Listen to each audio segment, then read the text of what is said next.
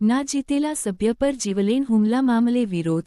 આરોપીઓની ધરપકડની માંગ. આમ આદમી પાર્ટીના યુવા પ્રમુખ બ્રિજરાજ સોલંકીએ જણાવ્યું કે બોટાદ જિલ્લાના ગઢડા તાલુકાના મોટા સખપર તાલુકા પંચાયતના ના જીતેલા સભ્ય પ્રવીણભાઈ મકવાણા પર જીવલેણ હુમલો થયો છે અને તેઓ સારવાર હેઠળ છે. તેમણે આરોપ લગાવ્યો કે ચૂંટણી પહેલા અને પછીના કાર્યકરો તથા ચૂંટાયેલા સભ્યોને ધમકીઓ અને હુમલાઓનો સામનો કરવો પડી રહ્યો છે. બ્રિજરાજ સોલંકીએ ગુજરાતમાં વધતી ગુનાખોરી માટે રાજ્ય સરકાર અને ગૃહમંત્રી હર્ષ સંઘવીને જવાબદાર ઠેરવી તેમના રાજીનામાની માંગ કરી. તેમણે દાવો કર્યો કે છેલ્લા 2 વર્ષમાં ગુનાખોરીમાં વધારો થયો છે અને સામાન્ય લોકો સુરક્ષિત નથી. સાથે જ હુમલાખોરોની તાત્કાલિક ધરપકડ કરવાની માંગ કરી અને ચેતવણી આપી કે કાર્યવાહી નહીં થાય તો આપ સમગ્ર ગુજરાતમાં વિરોધ પ્રદર્શન કરશે. રિપોર્ટર જયદેવ વી મંદિર પાળિયાદ. નમસ્કાર, જય હિન્દ, જય જવાન, જય કિસાન દોસ્તો. હું બ્રિજરાજ સોલંકી. મિત્રો, તાજેતરમાં સમાચાર આવી રહ્યા છે કે બોટાદ જિલ્લાના ગઢડા તાલુકાના મોટા સખપર તાલુકા પંચાયત સીટના જીતેલા અમારા આમ આદમી પાર્ટીના ઉમેદવાર પ્રવીણભાઈ મકવાણા ઉપર આજે જીવલેણ હુમલો કરવામાં આવ્યો છે. લોહિયાણ હુમલો કરવામાં આવ્યો છે અને અત્યારે હાલ એ સારવાર હેઠળ છે.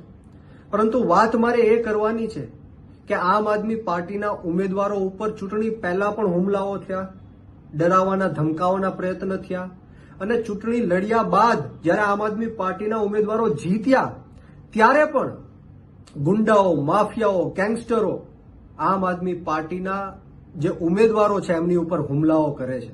આ કોના કહેવાથી કરે છે, આ કોના કારણે થાય છે એ આ ગુજરાતની જનતા જાણે છે.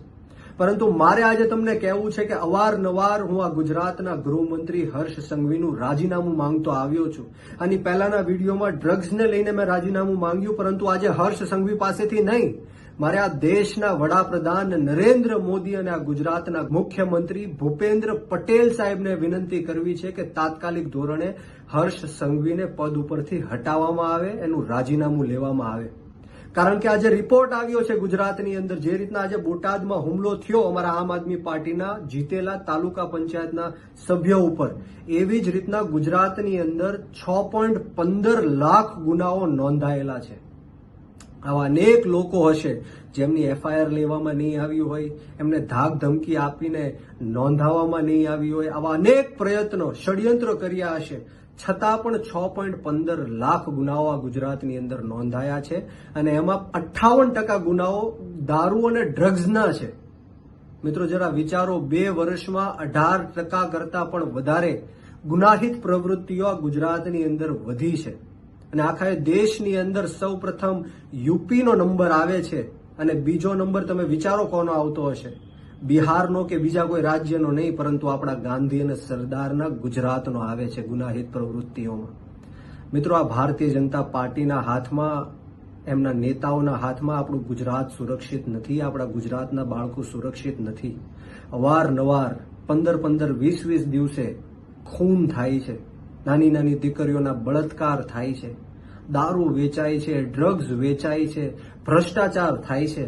આપણે આ કેવા ગુજરાતમાં જીવી રહ્યા છીએ?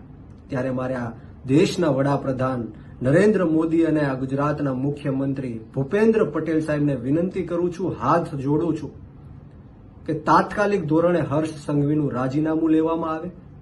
કારણ કે આ ગુનાહિત પ્રવૃત્તિઓ ગુજરાતની અંદર દિવસે ને દિવસે વધી રહી છે અને આવનારા દિવસોમાં યુપીને પણ પાર કરીને આખા દેશમાં સૌથી પહેલો નંબર ગુજરાતનો આવવાનો છે. કારણ કે આ ભારતીય જનતા પાર્ટીના નેતાઓના ઇશારે એમના નીચે આવી ગુનાહિત પ્રવૃત્તિઓ દિવસે ને દિવસે વધતી જાય છે.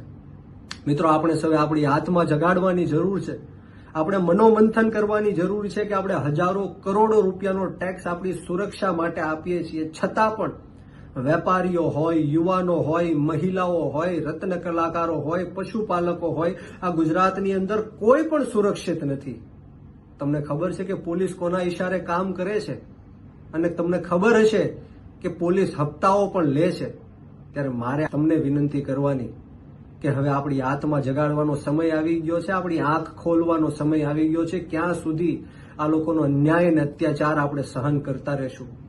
અને સાથોસાથ મારે એ પણ આજે વિનંતી કરવાની કે બોટાદની અંદર પ્રવીણભાઈ મકવાણા, જે અમારા આમ આદમી પાર્ટીના જીતેલા તાલુકા પંચાયતના સદસ્ય છે, એમની ઉપર જે જીવલેણ હુમલો કરવામાં આવ્યો છે, એમના જે માર મારનાર ગુંડાઓ છે, અપરાધીઓ છે, આરોપીઓ છે, એમને તાત્કાલિક ધોરણે પકડવામાં આવે, નહીતર આમ આદમી પાર્ટી આવનારા દિવસોમાં સમગ્ર ગુજરાતની અંદર ગાંધી ચિંધ્યા માર્ગ ઉપર અને જરૂર પડે તો શહીદ આઝમ સરદાર ભગતસિંહના માર્ગ ઉપર પણ અમારી આંદોલન કરવાની તૈયારી છે. જય હિન્દ, જય જવાન, જય કિસાન, ભારત માતા કી જય.